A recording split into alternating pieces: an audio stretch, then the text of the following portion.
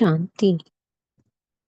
आज 24 जनवरी 2025 के साकार मधुर महावाक्य हैं मधुबन से। मीठे बाप दादाजी ने कहा, मीठे बच्चे, तुम एक बाप के डायरेक्शन पर चलते चलो तो बाप तुम्हारा रिस्पॉन्सिबल है। बाप का डायरेक्शन है, चलते फिरते मुझे याद करो। प्रश्न है, जो अच्छे गुणवान बच्चे हैं उनकी मुख्य निशानियां क्या होंगी? उत्तर है, वह कांटों को फूल बनाने की अच्छी सेवा करेंगे, किसी को भी कांटा नहीं लगाएंगे, कभी भी आपस में लड़ेंगे नहीं, किसी को भी दुख नहीं देंगे। दुख देना भी कांटा लगाना है।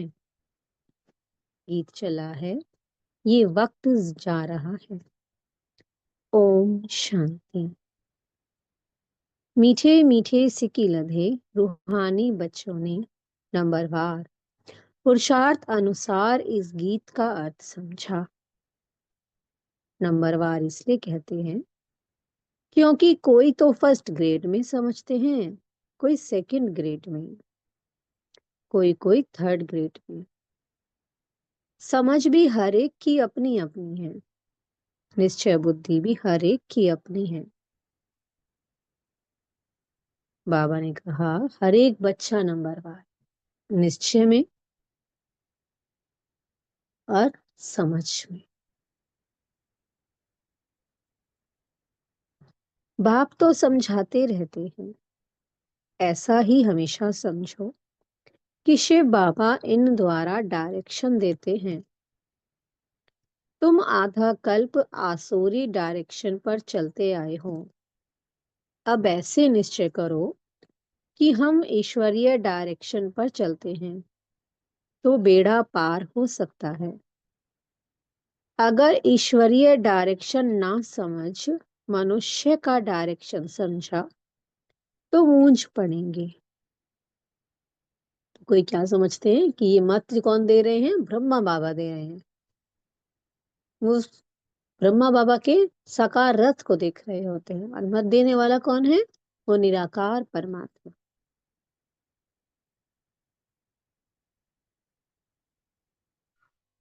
अगर ईश्वरीय डायरेक्शन ना समझ मनुष्य का डायरेक्शन समझा तो मूंझ पड़ेंगे। बाप कहते हैं, मेरे डायरेक्शन पर चलने से फिर मैं रिस्पॉन्सिबल होना। इन द्वारा जो कुछ होता है उनकी एक्टिविटी का भी मैं ही रिस्पॉन्सिबल हूँ। उनको हम राइट करेंगे। तुम सिर्फ हमारे डायरेक्शन पर चलो। जो अच्छी रीति याद करेंगे वही डायरेक्शन पर चलेंगे। कदम कदम ईश्वरीय डायरेक्शन समझ चलेंगे तो कभी घाटा नहीं होगा, निश्चय में ही विजय है। बहुत बच्चे इन बातों को समझते नहीं हैं। थोड़ा ज्ञान आने से देह अभिमान आ जाता है। योग बहुत ही कम है। ज्ञान तो है हिस्ट्री ज्योग्राफी को जानना, ये तो सहज है। यहाँ भी मनुष्य कितनी साइंस आदि पढ़ते हैं, ये पढ़ाई तो इजी है, बाकी मेहनत है योग की। कोई कहे बाबा हम योग में बहुत मस्त रहते हैं, बाबा मानेगा नहीं। बाबा हर एक की एक्ट को देखते हैं। बाप को याद करने वाला तो मोस्ट लवली होगा। याद नहीं करते इसलिए ही उल्टा सुल्टा काम होता है। बहुत रात दिन का फर्क है। अभी तुम इस सीढ़ी के चित्र पर भी अच्छी रीति समझा सकते हो। इस समय है कांटों का जंगल, ये बगीचा नहीं है। ये तो क्लियर समझाना चाहिए कि भारत फूलों का बगीचा था। बगीचे में कभी जंगली जानवर रहते हैं क्या? वहां तो देवी देवता रहते हैं। बाप तो है ही हाईएस्ट अथॉरिटी। और फिर ये प्रजापिता ब्रह्मा भी हाईएस्ट अथॉरिटी ठहरे। ये दादा है, सबसे बड़ी अथॉरिटी। जिस रथ का आधार स्वयं भगवान ने लिया है, हमने कहा वो बहुत बड़ी अथॉरिटी है। शिव और प्रजापिता ब्रह्मा, प्रजापिता ब्रह्मा है ना, सबसे बड़ी अथॉरिटी है। और उनसे भी बड़ी शिव बाबा। आत्माएं हैं शिव बाबा के बच्चे। और फिर साकार में हम भाई बहन सब हैं प्रजापिता ब्रह्मा के बच्चे। ये है सबका ग्रेट ग्रेट ग्रैंडफादर। ऐसे हाईएस्ट अथॉरिटी के लिए हमको मकान चाहिए। ऐसे तुम लिखो, फिर देखो बुद्धि में कुछ आता है। शिव बाबा और प्रजापिता ब्रह्मा आत्माओं का बाप और सब मनुष्य मात्र का बाप। तो शिव बाबा हैं आत्माओं के बाप और प्रजापिता ब्रह्मा हैं मनुष्यों के बाप, जिनके द्वारा शिव बाबा बच्चों को अडॉप्ट करते हैं। ये पॉइंट बहुत अच्छी है समझाने की, परंतु बच्चे पूरी रीति समझाते नहीं हैं, भूल जाते हैं। ज्ञान की मगरूरी चढ़ जाती है, जैसे कि बाप दादा पर भी जीत पा लेते हैं। ये दादा कहते हैं मेरी भल ना सुनो, हमेशा समझो कि शिव बाबा समझाते हैं, उनकी मत पर चलो। डायरेक्ट ईश्वर मत देते हैं कि ये करो, रिस्पॉन्सिबल हम हैं। ईश्वरीय मत पर चलो। ये ईश्वर थोड़ी है, तुमको तो ईश्वर से पढ़ना है ना। हमेशा समझो कि ये डायरेक्शन ईश्वर देते हैं। ये लक्ष्मी नारायण भी भारत के ही मनुष्य थे। ये भी सब मनुष्य हैं, परंतु ये शिवालय के रहने वाले हैं, इसलिए सब नमस्ते करते हैं। परंतु बच्चे पूरा समझाते नहीं हैं, अपना नशा चढ़ जाता है। डिफेक्ट तो बहुतों में है ना। जब पूरा योग हो तब विकर्म विनाश हो। विश्व का मालिक बनना कोई मासी का घर थोड़ी है। बाबा देखते हैं माया एकदम नाक से पकड़कर गटर में गिरा देती है। बाप की याद में तो बड़ी खुशी में प्रफुल्लित रहना चाहिए।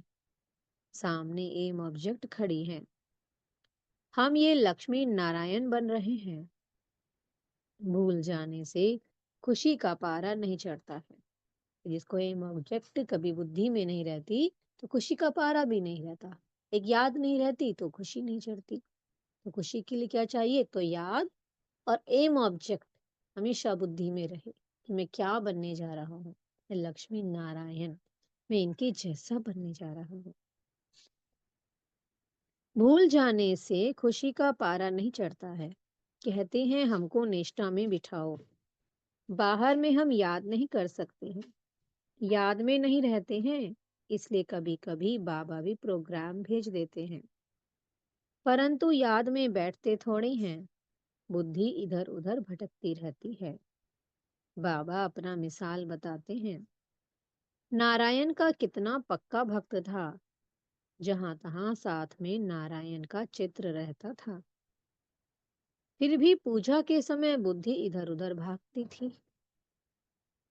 ब्रह्मा बाबा नारायण के बड़े भक्त थे, लेकिन जब भक्ति करने बैठते थे तो बुद्धि इधर उधर चली जाती थी।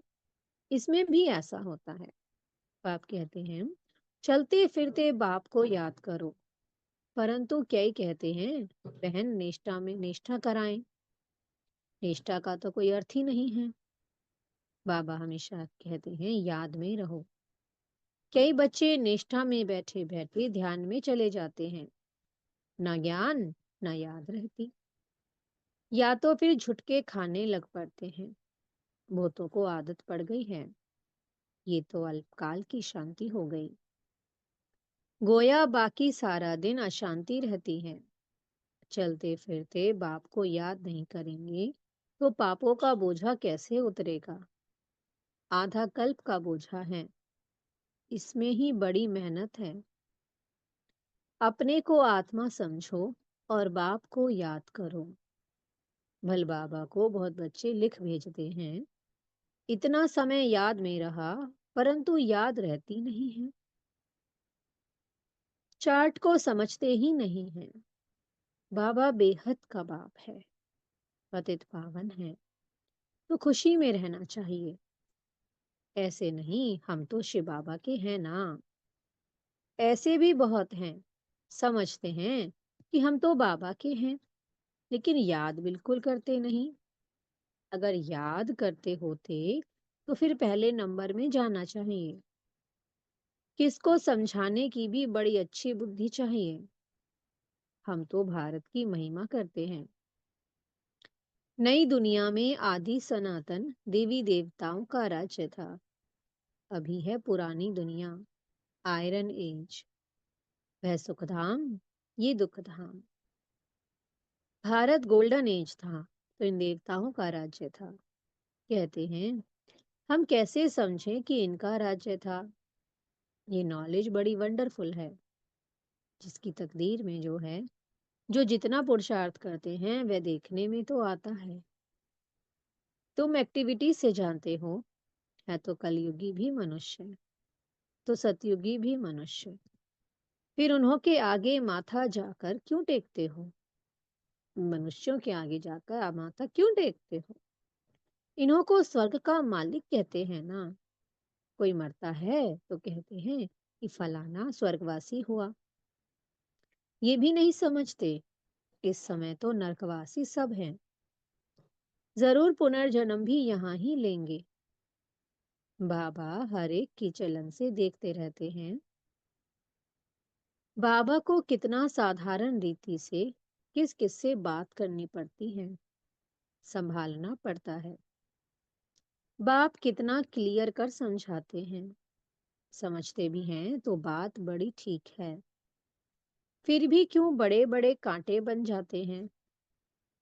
एक दो को दुख देने से कांटे बन जाते हैं, आदत छोड़ते ही नहीं।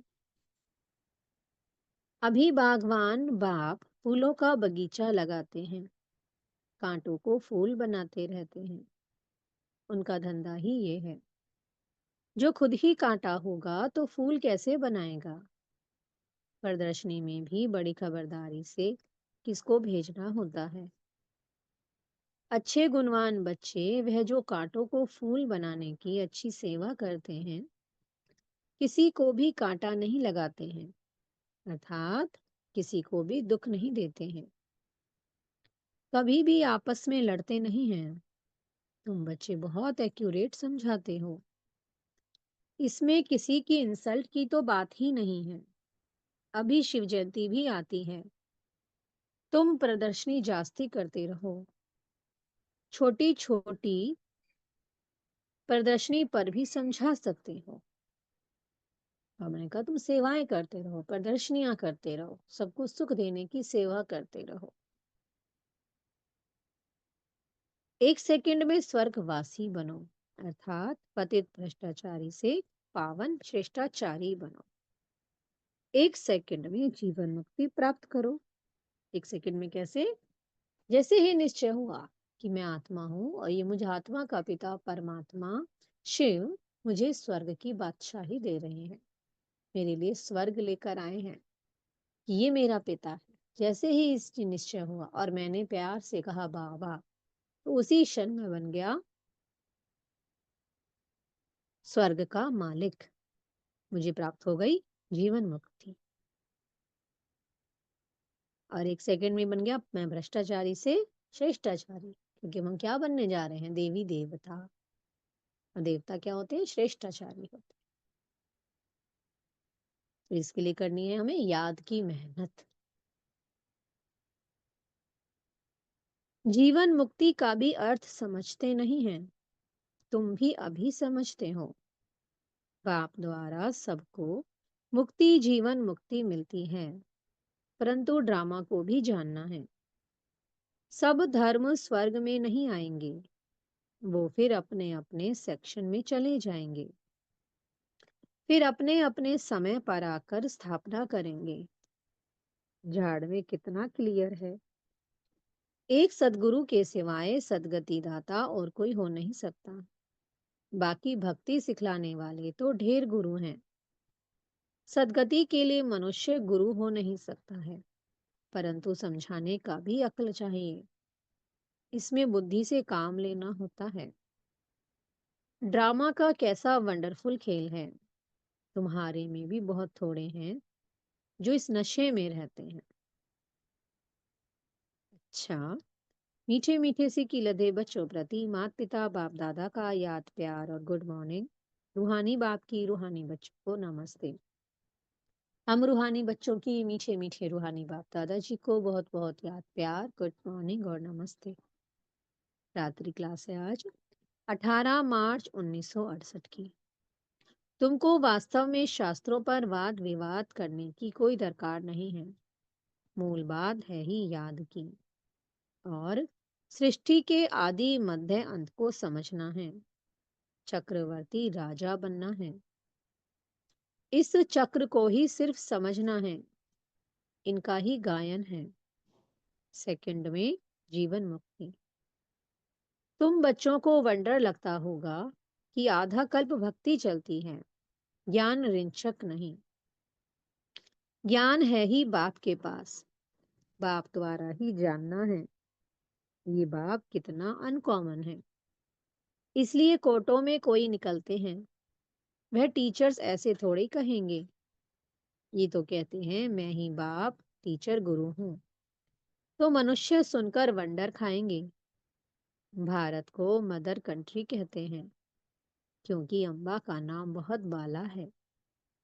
अम्बा के मेले में भी बहुत लगते हैं। अम्बा के मेले भी बहुत लगते हैं। अम्बा मीठा अक्षर है। छोटे बच्चे भी माँ को प्यार करते हैं ना, क्योंकि माँ खिलाती है पिलाती संभालती है। अब अम्बा का भी म... अब अम्बा का बाबा भी चाहिए ना। ये बच्ची तो अडॉप्टेड है, पति तो है नहीं। ये नई बात है ना। प्रजापिता ब्रह्मा तो जरूर अडॉप्ट करते होंगे।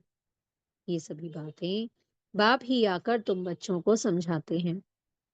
अम्बा का कितना मेला लगता है, पूजा होती है, क्योंकि बच्ची ने बहुत सर्विस की है। मम्मा ने जितनों को पढ़ाया होगा उतना और कोई पढ़ा ना सके। मम्मा का नामाचार बहुत है। मेला भी बहुत बड़ा लगता है। अभी तुम बच्चे जानते हो, बाप ने ही आकर रचना के आदि मध्य अंत का सारा राज तुम बच्चों को समझाया है।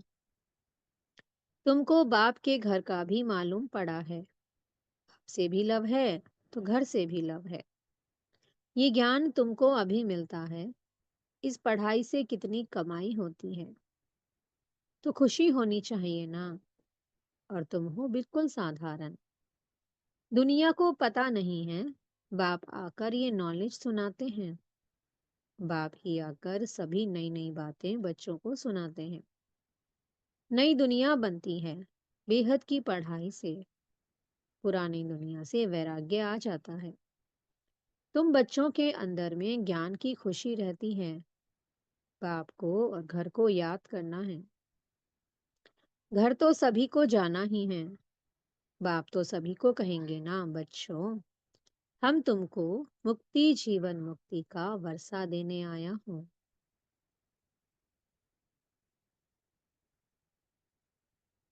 फिर भूल क्यों जाते हो, मैं तुम्हारा बेहद का बाप हूँ।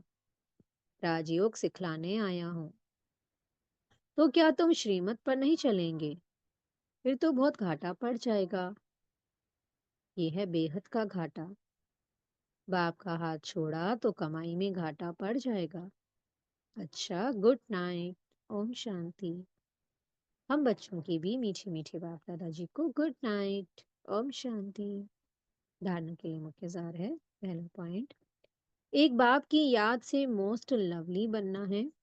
चलते फिरते कर्म करते याद में रहने की प्रैक्टिस करनी है।